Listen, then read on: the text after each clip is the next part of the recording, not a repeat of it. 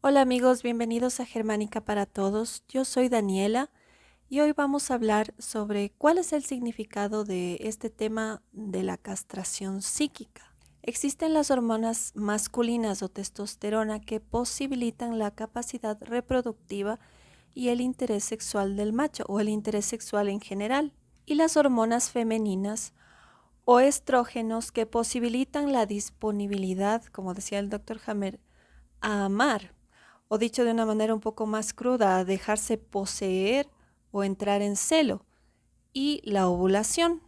Entonces lo decisivo va a ser la combinación de estas hormonas, tanto en hombres como en mujeres. El doctor Hammer describía que el cerebro tiene un ritmo base de funcionamiento, o los hemisferios cerebrales tienen cada uno un ritmo base. Y esto se va a alterar por los impactos territoriales que ya hemos hablado en distintos videos. Entonces, cuando ocurre un impacto en el hemisferio derecho, va a cambiar el ritmo base, la persona va a entrar en depresión y va a bajar la producción de testosterona, y en el hemisferio izquierdo va a cambiar el ritmo base, se va a entrar en manía y va a bajar la producción de estrógeno. Existen también diferentes modos de reaccionar en las mujeres, el modo femenino y también el modo masculinizado según se haya alterado este ritmo base, y en los hombres el modo masculino y el modo feminizado también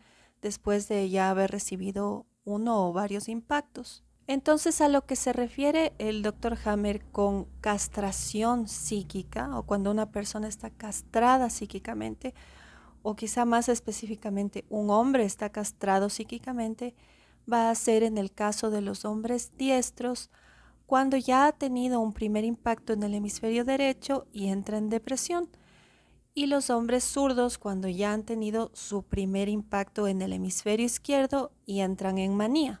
Una vez que cada uno ya tiene un impacto, está pues en riesgo de activar una constelación esquizofrénica o constelación cerebral al recibir un siguiente impacto que será pues al otro lado, o pueden ser varios. Entonces el término castración puede quizás sonar un poco fuerte. Si es que se le dice a un hombre que está castrado psíquicamente, quizá pueda sentirse como decir que es menos hombre o que vale menos, o no sé, como que fuera un insulto, pero realmente no es más que una alteración en el ritmo base de sus hemisferios cerebrales por ya haber sido impactado. Entonces, como todo en la naturaleza, no es bueno ni malo, sino que es una adaptación que tiene sensato sentido. Dicho de otra manera, cualquier hombre que ya tenga un nivel de castración psíquica no significa que sea menos hombre o que ya no sea hombre, sino que simplemente tiene que ocupar otro rol dentro del grupo o de la manada según cuál haya sido su situación y la adaptación biológica que está teniendo.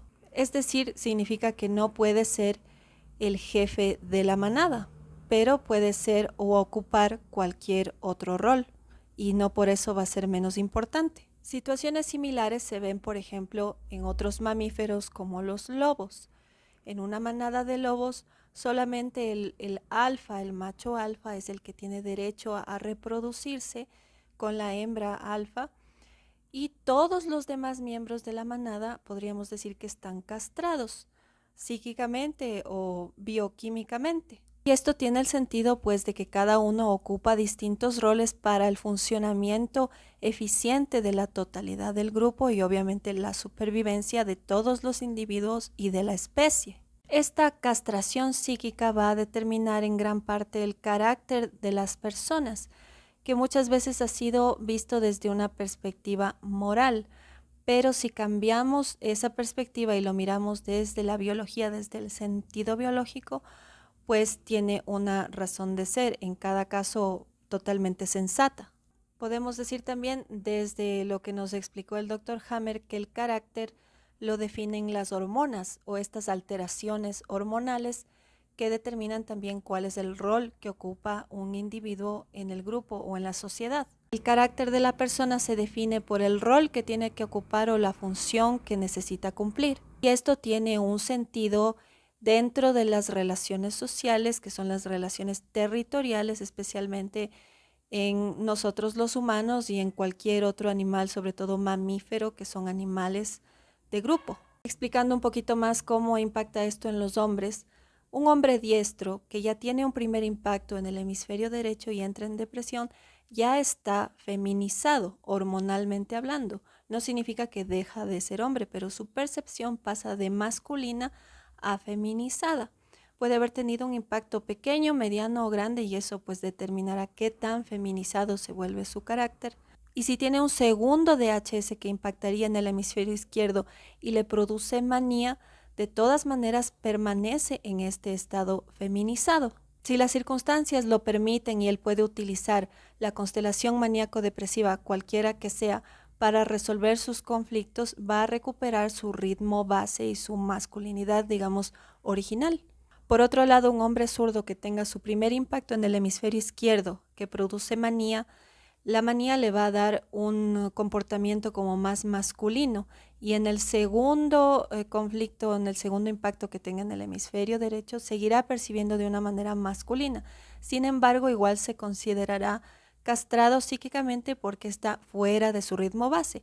Y si logra resolver sus conflictos gracias al suprasentido de su constelación maníaco-depresiva, pues volverá a su masculinidad original, por así decir. Con respecto a estos cambios hormonales, cómo afectan a los hombres, el doctor Hammer explicaba que cuando un hombre está feminizado, llega a ser percibido por las mujeres como que fuera una mujer más o como un amigo, así, pero como no es lo suficientemente masculino, no llega a atraer a las mujeres o incluso él mismo puede no tener interés de tener una relación. Y si por otro lado un hombre está maníaco y tiene un comportamiento así como que excesivamente masculino hacia afuera, va a relacionarse con las mujeres de una manera superficial y según cuál sea cada caso, cuáles sean las constelaciones que tenga específicamente cada individuo, puede pasar que estos hombres puedan embarazar a una mujer, inseminar a una mujer, tener hijos, pero eso no significa que automáticamente se van a convertir en jefes del territorio o capaces de ser mejores padres en el sentido psíquico, porque están castrados psíquicamente. Pero de todas maneras se cumple el objetivo que es la supervivencia del individuo y de la especie. Y como decía al inicio, nada de esto es como para juzgar a nadie, ni mucho menos. Nada es bueno ni malo en la naturaleza, sino que tiene un sensato sentido según cada caso y es una adaptación. Y por supuesto, no todas las personas pueden ocupar todos los roles. No todo mundo va a ser presidente de la República o no todo mundo va a ser soldado o no todo mundo va a ser, no sé, chef o lo que sea. Cada persona, según sus experiencias, se va formando en su carácter, en sus intereses, para ocupar algún rol que igual siempre se necesita en la sociedad. Entonces, que alguien esté técnicamente castrado psíquicamente no significa que valga menos o que tenga que tampoco luchar por salir de esa situación si es que no conviene, incluso biológicamente. Pero una manada necesita, digamos, de lobos secundarios. Sin lobos secundarios no hay manada.